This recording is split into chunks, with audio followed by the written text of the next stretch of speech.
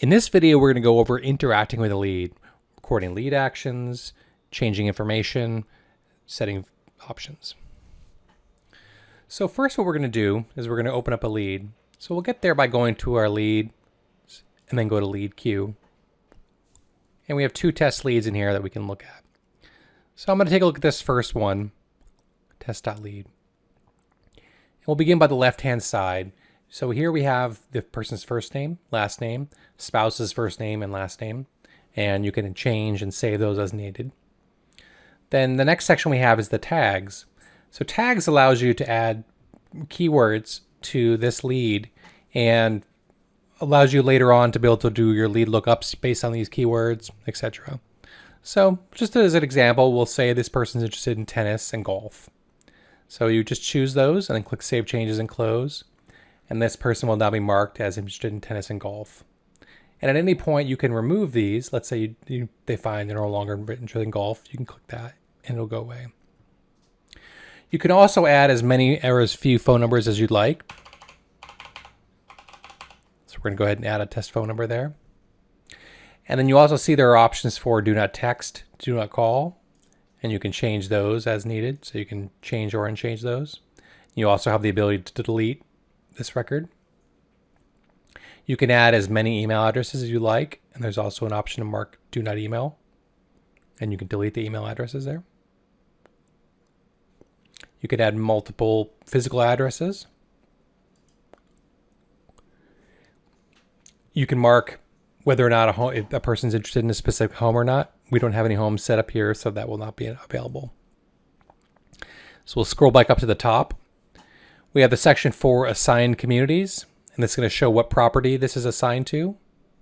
It's going to show who the assigned salesperson is, in this case, John Smith. It's going to show what source. This lead came from Internet Zillow. It's still an active lead, and it's unrated. Now, at any point you want to change any of these items, all you do is just click in this box, and it'll bring up this drop-down where you can then choose to reassign the lead. You can choose to make the lead inactive. You can change the rating on the lead, and this will give you a little description of what the different ratings are and what the required follow-up time is for each. You can change the lead source and the lead source detail. Now, one thing to note is if you make a lead inactive, it's going to ask you for a reason for the lead to be inactive.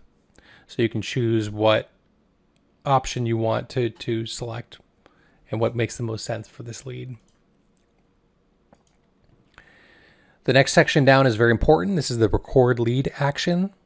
This is where if you were to pick up the phone and make a call or send an email, receive an email, send a text, whatever, you would record that here. So for instance, we're going to go ahead and choose the action type. So we're going to say we call this customer. You put in the notes of the call. I would recommend being as detailed as possible. It allows you to quickly look back and delete actions and see what the notes were from the last call. You could choose the date and time at which the action happened, and then you just click the Save Action button, and it'll record that lead action. Now, if I scroll down, we'll see in the action history, it'll have that lead action. It'll show the time the action happened, what notes were put in, what the action was, and who made the action. Over here to the right, we have the survey answers. This is where you can choose to record more information about the lead. So if you want to say what their gender is, marital status, etc., you can fill as many of those out. And this is completely optional. The next section is the My Follow-Up Actions.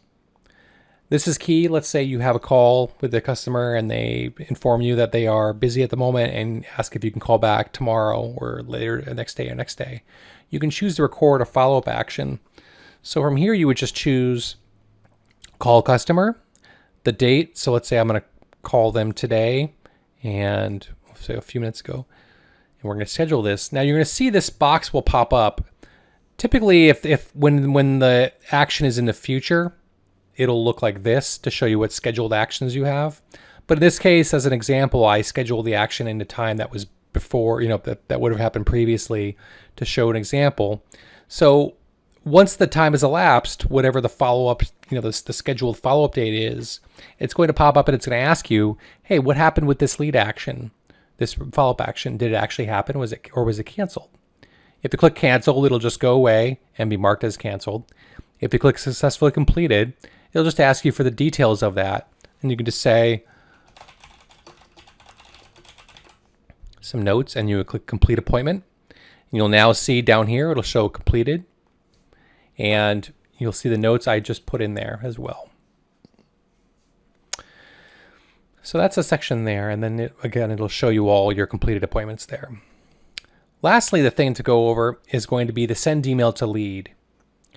This has been critical because this is where you can take advantage of your templates, or you can have attachments or whatnot. So you would just fill in the information as needed. So the subject, whatever the subject is, and then the body of the email, you would fill that in there.